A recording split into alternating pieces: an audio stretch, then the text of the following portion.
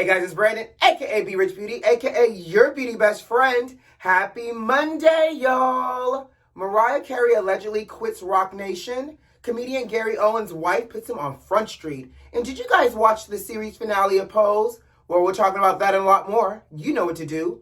Grab your tea, grab your beverage. Let go.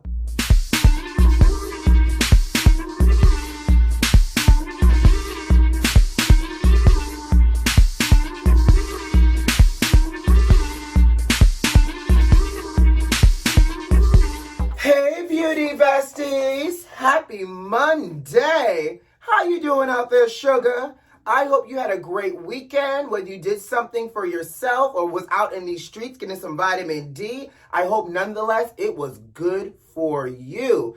Baby, I didn't do much this weekend. Well, I did a little. You know me, I can never just sit still. But guess what I watched this weekend? Cruella on Disney Plus. Baby, it was the fashion for me. It was the storyline for me.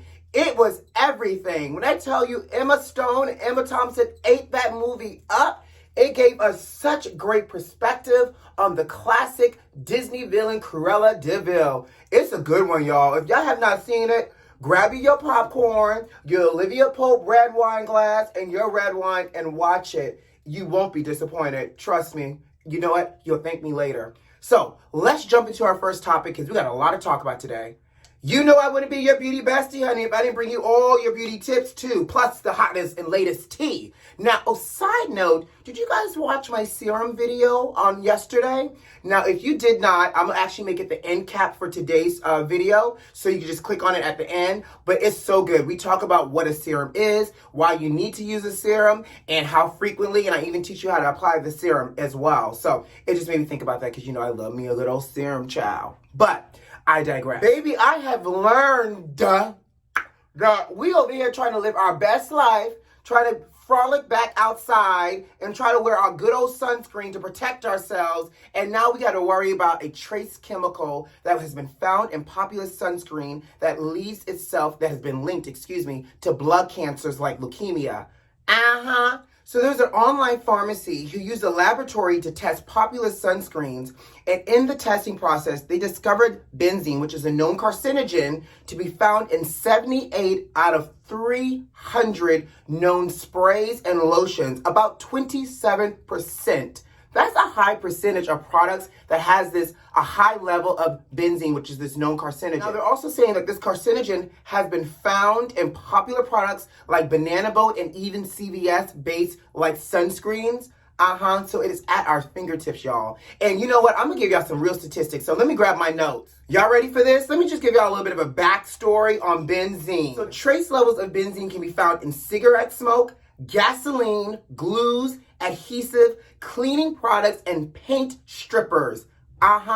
Paint strippers. Stay with me now. The laboratory that found the percentage of benzene in the products are saying that the benzene is found in popular products such as, go ahead, pause me, grab your sunscreen, take out your notepad, write this down, so that way you too can be safe, child. I had to do the same research myself this weekend. Valisor Lab tested and found benzene in Neutrogena's Ultra Sheer Weightless Sunscreen Spray SPF 100+, and Ultra Sheer Weightless Sunscreen Spray SPF 70 were among 14 ValueSure claims that has the highest level of benzene tested.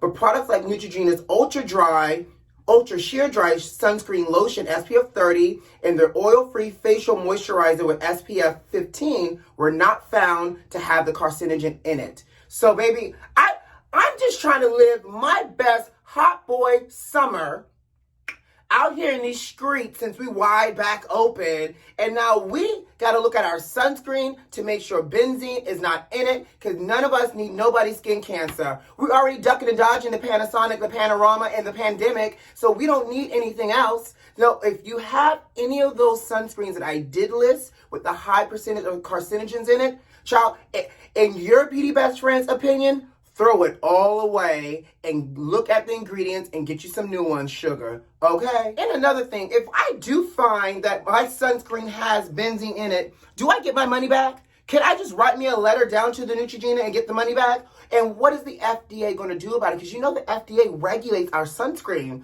And so the FDA is now looking into this claim, I bet. I don't know how they missed this claim. It took an independent lab to find out that it had high levels. And now the FDA is like, oh, we're looking into it. Okay, but once you look into it, FDA, what y'all gonna do about it? Because again, we trying to live our whole best life. Let's move on. It was announced over the weekend that Mariah Carey has quit Roc Nation and is walking away from her management deal with Jay-Z and Roc Nation. Now, I don't know about y'all, but I don't remember when Mariah Carey walked into this deal with Roc Nation, but apparently she joined Roc Nation back in 2017, and now apparently her and Jay-Z got into a huge, massive fight, they said, where she literally got up out of the room and walked away. Now, I'm going to go ahead and also preface that this story has not been confirmed just yet, and it's all alleged until we hear confirmation. But the sources said that the fight was massive. Mariah was upset and questioning where her career was going to go. And she has been apparently looking for new management on the side anyways. And so I guess her conversation with Jay-Z didn't go the way she thought it was going to go. Now, here's what they're also saying. They're saying that she will make an official announcement in a few weeks saying that she's leaving the Roc Nation Management Group. But they're saying also that Mariah has also been pulled and scrubbed from the website right now. So if you go to Roc Nation to see who they're representing, they're saying Mariah Carey is no longer up there. So I feel like that might be, so it has to be true if Mariah is no longer up there, right? In addition, they're also saying that Mariah wants to come out with a very heavy R&B album, and that also contributed to the reason why she walked away, because again, I guess she could not map out where Jay-Z and Roc Nation were trying to take her career. At this point, sis, you've been in the game for a while. Where else are you trying to have your career going? You already done missed Christmas to us. We got Baby Jesus, Santa, Mariah Carey. November 1st at 12:01 a.m. becomes Mariah Carey Christmas holiday. Lambs, I don't know about y'all. Don't come for me. I'm telling y'all the truth. So what else do you want, Mariah, besides Christmas? You want Easter too? You want to give us a good old pastel outfit and a couple of whistles? Again, lambs, don't come for me. I appreciate the quality of music she's given us. But I'm just saying, Mariah, what else are you trying to accomplish in your musical career, sugar? You've really done it all. So we shall see who she ends up with in terms of management. But can y'all imagine Mariah and Jay-Z going at it in a boardroom? And here's the thing. Is Mariah like, I don't feel like I'm being managed enough. I need to be bigger. I need to be bigger than your wife. And Jay-Z is like, nobody's bigger than B. Like, I'm just trying to figure out here, what exactly did you want? Did you want a collaboration with B and Jay was not here for it? I don't know, but just the thought of Mariah drinking her champagne, yelling at Jay, and Jay trying to be Jay is hilarious to me. So that's the news with Mariah Carey, y'all. Are y'all familiar with the comedian Gary Owen? He's the white comedian, and in my book has been invited to the cookout for years because he's like an ally of the black community. He rides with the black community. He has a black wife, and to me, at times, I feel like he sounds a little black. Well, yes, him. Baby, he's another one about to go through a divorce, and his wife, Kenya Duke, is not here for it. She put him on blast and on Front Street. And between you and I, beauty besties, as we sip our tea, we're here for it. Let's talk about it. Gary's been out here living his best hot boy summer, and he posted a photo of him wearing a t-shirt that says breadwinner. Baby, I guess the bread has turned molded, and his wife is not here for it because she is saying he has moved out. They're trying to go through this divorce, and he has turned into a deadbeat dad. He stopped paying the gas bill. He stopped paying the cell phone bill. He stopped paying the electric bill. She said that basically the only bill he's paying for is the mortgage because the mortgage is tied to his social security number and his name. And he even stopped paying the credit card bill, which she threw up, and she said he couldn't even get the platinum credit cards in his name, so she had to get it in her name. So basically all the bills are tied to her name, and Gary has stiffed her child. Now here's my question. Gary, it's 2021, sugar. You can't get no credit card in your name with all these credit repair people roaming around. Freecreditkarma.com. Like, I need to know why every single bill is in your wife's name, because it feels like a little bit of a setup to me. And they've been married for a very long time. If I'm not mistaken, they've been married for like 23 years. So it sounds like to me she's been holding him down for a while, because y'all know comedians in the beginning don't make much money, honey, and it's a nickel and dime and it's a hustle and grind. But Gary, she said, run her money. She says, reach out to your kids. They got 3 children, y'all. 2 of them are teenagers, and he hasn't seen the kids in like 4 to 6 months. Gary, where your FaceTime at? And she also said that not only did he stop paying the cell phone bill, he just changed his number altogether. So sis, you ain't got his number either, trying to collect on these debts. Gary, where you at, sir? You probably out here in Atlanta somewhere with all my big booty peaches and getting your best life, and you left your family high and dry. Kenya said, and this is how petty her petty is,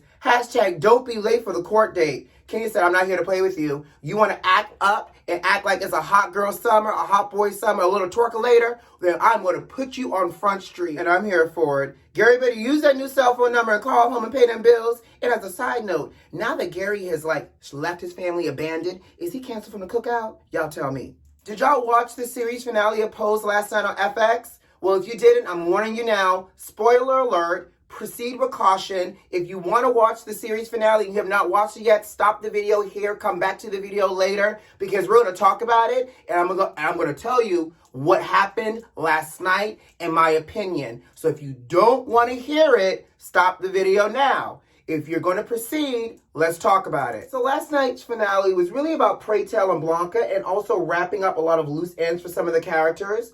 It was a 2-hour finale, which it should have been. But I'm going to tell y'all something. I was a little low-key, high-key, and mid-key disappointed, because I felt like this needed to be a 10-episode season. And because they tried to squeeze everything into 7 episodes, and for everybody that was like, episode 1 was 2 hours, it was 2 episodes, that don't count, because it was still considered as episode 1. We needed a full 10 episode, so that way they could have wrapped up this season properly. Certain things in this episode felt rushed. Certain things in this episode felt unfinished. And we're all invested in these characters.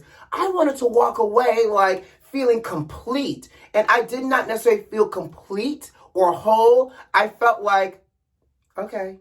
So let's jump into it. It starts out with Pray Tell in the hospital. He's checking himself in, and Pray is officially now, quote unquote, dying. And Blanca is obviously a nurse's aide, and she later also finds out from one of her former patients in the hospital that they're on a whole new drug trial for a new antiviral cocktail medication, which, by the way, I appreciate them highlighting the fact that in the community, these drug trials has excluded Black people and people of color at a high rate. And so Sandra Bernhardt's character, and is it just me, but is Sandra Bernhardt really a great actress? She just feels like I showed up and I read the script. She gives me nothing really wow, but whatever.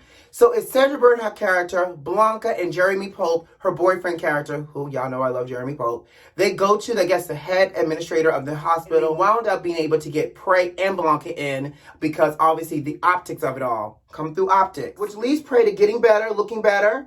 Pray introduced Ricky into the gay men's chorus, which I had a better appreciation of the gay men's chorus because of this episode and the support and the family structure they provide, along with the good old music. And as Pray is now reconnecting with Ricky, Ricky is now showing signs of the virus, and Pray has committed to helping Ricky through it.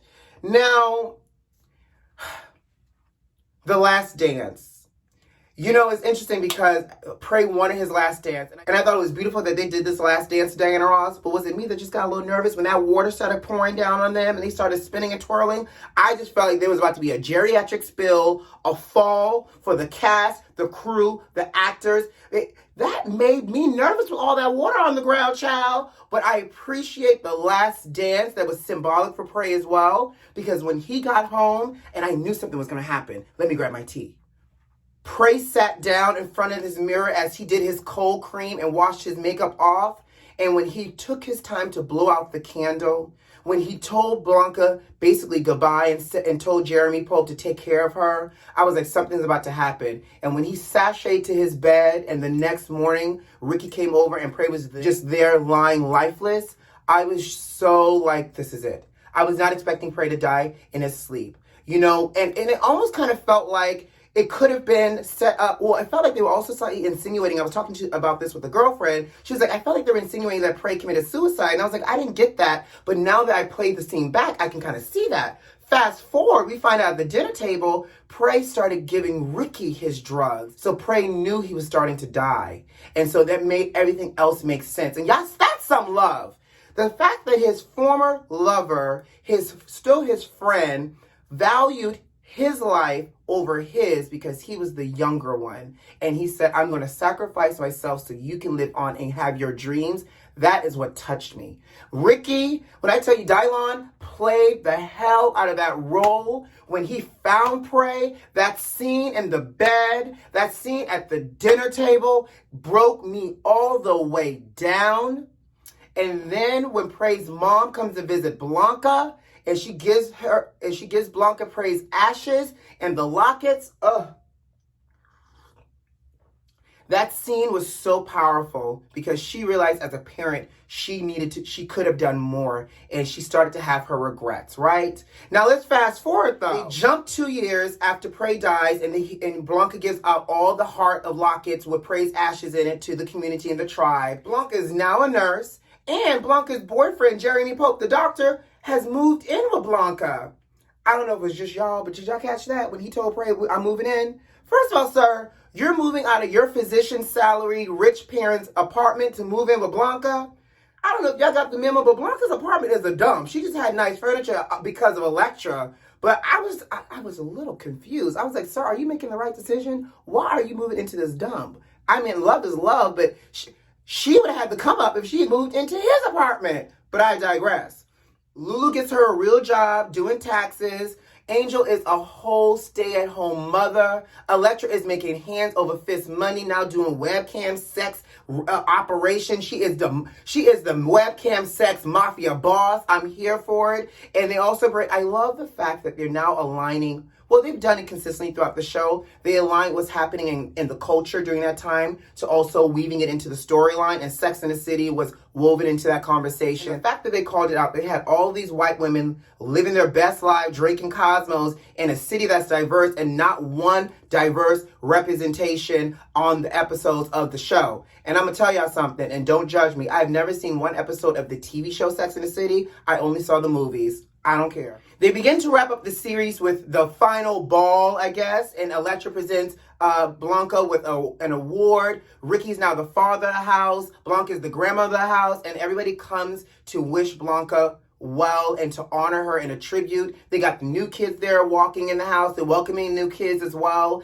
and it kind of wraps up from there. Here's why I'm also disappointed. They talked us up, down, through, and side to side about that damn quilt, and we never saw what that quilt looked like. Again, going back to it feeling rushed. I want to see the quilt. I mean, I appreciate the walk-off with Blanca giving sage advice in the Prey Tell style to this new house, the way that Prey gave her family advice in the beginning of the series, but I needed more.